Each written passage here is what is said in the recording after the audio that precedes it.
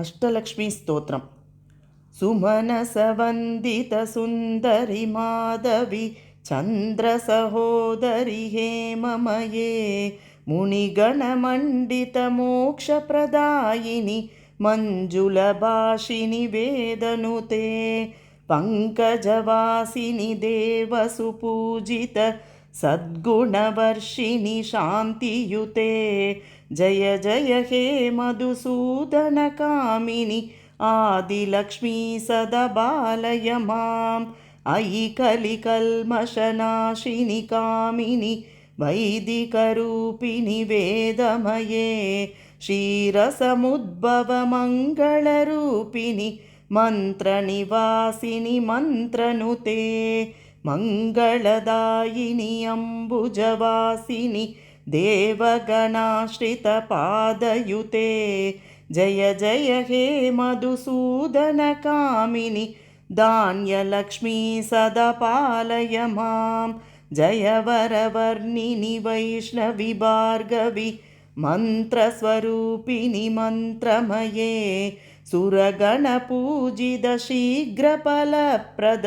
ज्ञानविकासिनि शास्त्रनुते भवभयहारिणि पापविमोचनि साधुजनाश्रितपादयुते जय जय हे मधुसूदनकामिनि धैर्यलक्ष्मी सदा पालय माम् जय जय दुर्गतिनाशिनि कामिनि सर्वफलप्रदशास्त्रमये रथगजतुरगपदातिसमावृत परिजनमण्डितलोकनुते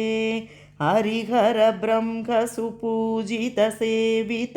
तापनिवारिणि पादयुते जय जय हे मधुसूदनकामिनि गजलक्ष्मीरूपेण पालय माम् अयि खगवाहिनि मोहिनि चक्रिणि रागविवर्धिनि ज्ञानमये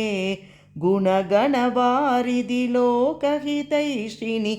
स्वरसप्तभूषितकाननुते सकलसुरासुरदेवमुनीश्वर मानववन्दितपादयुते जय जय हे मधुसूदनकामिनि सन्तानलक्ष्मी त्वं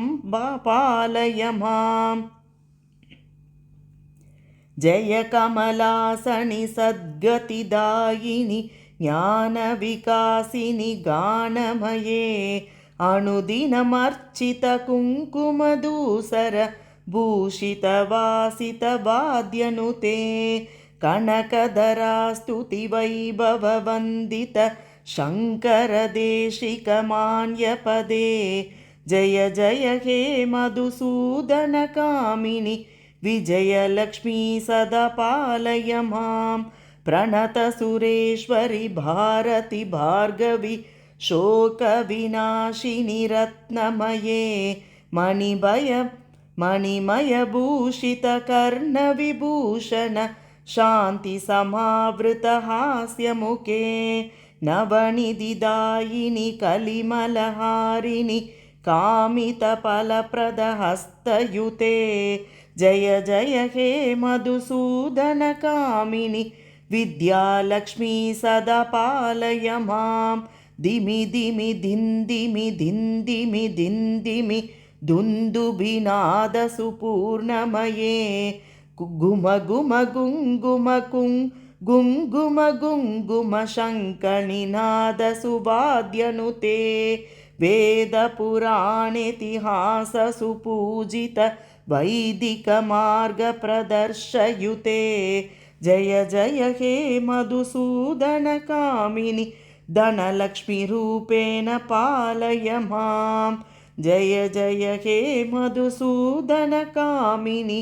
धनलक्ष्मीरूपेण पालय माम्। श्री अष्टलक्ष्मीस्तोत्रं समाप्तम्।